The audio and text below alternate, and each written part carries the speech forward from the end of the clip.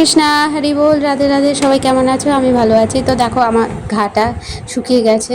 আমি কিন্তু আম বাগানে ভালোই আম কুড়িয়েছি, কাঁচা কাঁচা আম। তার ফল মানে এইটা হচ্ছে তার ভালোবাসা, দিয়ে দিয়েছে আম। আর কাঁচা কাঁচা আম পড়ছিল, সেগুলো তুলেছি, আবার সেগুলো ভরেছি, আর কোনো ক্রমে হয়তো সেটা লেগে গেছে। আর খাচ্ছিলামও আমি কাঁচা আম তুলে তুলে, একেবারে গাছ থেকে পড়ছিল না, সেগুলো একদম মানে চোখের সামনে পড়ছে, তুলছে, খাচ্ছে এরকম। আজকে তোমাদের সঙ্গে একটা খুব গুরুত্বপূর্ণ জিনিস আমি শেয়ার করব, যেটা খেলে কিন্তু আমাদের অনেক উপকার হয়। থাইল্যান্ড আমরা যাই না, জাপান, এইসব জায়গায় কিন্তু এইটা দেওয়া হয়, এটা স্যালাডের মতো করে দেওয়া হয়। তো আমরা ভাবি বাবা কি খাচ্ছে না খাচ্ছে, কিন্তু না, আদৌ তো এর অনেক গুণাগুণ, সেটা তোমাদের দেখাচ্ছে। আর আজকে কি হচ্ছে দেখো তো, আজকে কিন্তু আরও একটা জিনিস হবে, এশ গার্ড। আর গিয়েছিলাম আম কুড়াতে, এবং একটা বাড়িতে দেখলাম অপরাজিতা হয়েছে। তো আমি অনেকবার দানা ফেলেছি, কিন্তু বাড়িতে কিছুতেই হচ্ছে না। যাই হোক, আমি ওখান থেকে ফুল তুলে নিয়ে এসেছি। এবার এর কিভাবে চা করে খেতে হয় সেটা তোমাদের আজকে দেখাবো।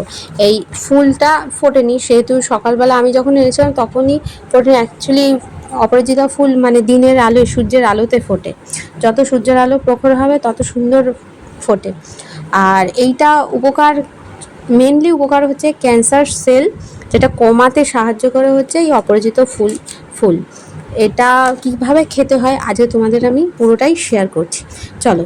তো প্রথমে ফুল আনবে, আনার পর সেটাকে ভালো করে ধুয়ে নেবে। আর ভেতরে যে পুং রেণু থাকে না, সেগুলো ফেলে দেবে। আর বৃন্ত ফিন্ত থাকে, ওগুলো ফেলে দেবে। দিয়ে পাপড়িগুলোই শুধু নেবে, নিয়ে ভালো করে জলে ধুয়ে নেবে। নেওয়ার পরে তারপরে তোমরা এটাকে কি প্রসেসিং করবে চলো তোমাদেরকে দেখাই। তো দেখো, এখানে আমাদের বাড়িতে মোটামুটি 4 জন মতো খাবে বা 3 জন খাবে, সেই অনুপাতেই কিন্তু আমি জলটা নিয়েছি। নেওয়ার পরে জলটা খুব ফোটাবে না, মিডিয়াম ফোটাবে। এবার টকবক টকবক করে ফুটছে এরকম করবে না, ঠিক আছে? আর আমার বাড়ির আশপাশটা মানে রান্নাঘরের আশেপাশটা একেবারে ইগনোর করো। কেন বলো তো? শুধু আম আর আম দেখতে পারবে, কারণ আমি আম বাগানেই থাকি, মধ্যেই আমাদের বাড়ি।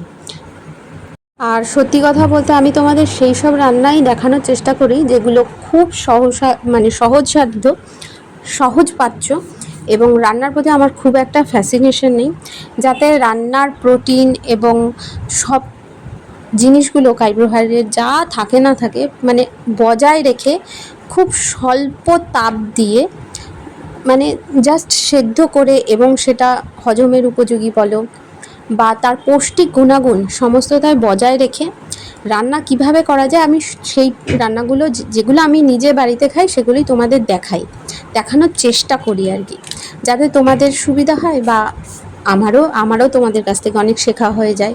যদি কিছু ভুল ভ্রান্তি হয় তোমরা অবশ্যই আমাকে কমেন্ট করে জানাবে। আর দেখো, জলটা আমি ফুটিয়েছি খুব সামান্য মিডিয়াম ফ্লেমে ফুটিয়েছি। তারপরে আমি পাপড়িগুলোকে দিয়ে দিয়েছি, দিয়ে কিছুক্ষণ এটাকে মোটামুটি 5 থেকে 7 মিনিট স্টে করতে দেবো।